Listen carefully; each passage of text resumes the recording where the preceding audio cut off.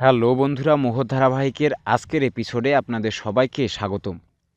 অবশেষে close door মিটিংয়ে ডাকা হয় অন্তরাকে। অন্তরা সেখানে যায়।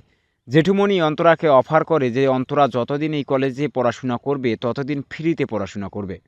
জেঠুমণির এমন একটা অফারে কিন্তু খুশি হয় অন্তরা। অন্তরা জানিয়ে দেয় সে অনেকটা খুশি, কিন্তু এত কিছু সে কিন্তু আশা করেনি।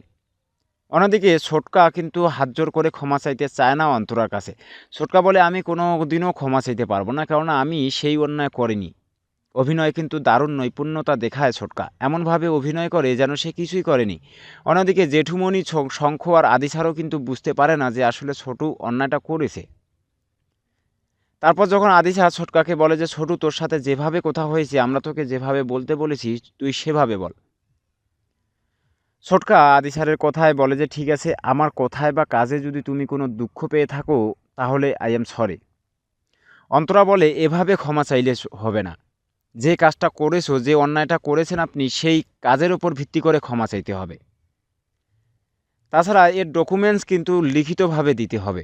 আপনি আমাকে যে হ্যারেস করার চেষ্টা করেছেন, আমাকে যে হনন করার চেষ্টা করেছেন, সেইটা কিন্তু লিখিতভাবে দিতে হবে এবং বলতে হবে যে নেক্সট টাইম আপনি আর কোনো মেয়ের দিকে এভাবে তাকাবেন না বা কোনো মেয়ের সাথে এমন ব্যবহার আপনি করবেন না। ব্যাস ক্ষেপে যায় ছোটকা। ছোটকা জেঠুমণিকে বলে যে বড়দা দেখো, তোমার কথায় আমি রাজি হয়েছি মেয়েটার কাছে ক্ষমা চাইতে, কিন্তু এখন আমি এটা করতে পারবো না, কেননা আমি এই কাজগুলো করিনি, আমি অন্যায়টা করিনি। অন্তরা বলে, প্রমাণ আছে আমার কাছে, আমি কিন্তু সব প্রমাণ সবাইকে শুনিয়ে দেব। জেঠুমণি বলে, তোমার কাছে যদি প্রমাণ থাকে তুমি তাহলে সেটা আমাদেরকে দিচ্ছ না কেন? ছোটকা রেগে গিয়ে বলে যে ওর কাছে কি প্রমাণ আছে? কোনো প্রমাণ নেই ওর। কি প্রমাণ থাকতে পারে ওর কাছে? আমি কি অন্যায়টা করেছি? আমি তো অন্যায়টা করিনি। তাহলে কেমন করে ওর কাছে প্রমাণ থাকবে? অন্তরা জানিয়ে দেয় যদি সে প্রমাণ দিবে তাহলে পাবলিকলি দিবে, সবার সামনে দিবে। হাত জোর করে ক্ষমা চাইতে চায় না ছোটকা, লিখিতভাবে কোনো ডকুমেন্টস দেয় না। ঠিক তখনই কিন্তু অন্তরা উঠে দাঁড়ায় এবং বলে যে তাহলে আর কোনো কিছু করার রইল না। নমস্কার জানিয়ে সেখান থেকে বেরিয়ে আসে। মোহর আর শাশ্বতী অপেক্ষা করতে থাকে বাইরে অন্তরার জন্য। অন্তরা এলে মোহর বসু জানিয়ে দেয় ভিতরে কী কথা হয়েছিল তাদের। অন্তরা জানিয়ে দেয় ভদ্রলোক ক্ষমা চাইলেন না।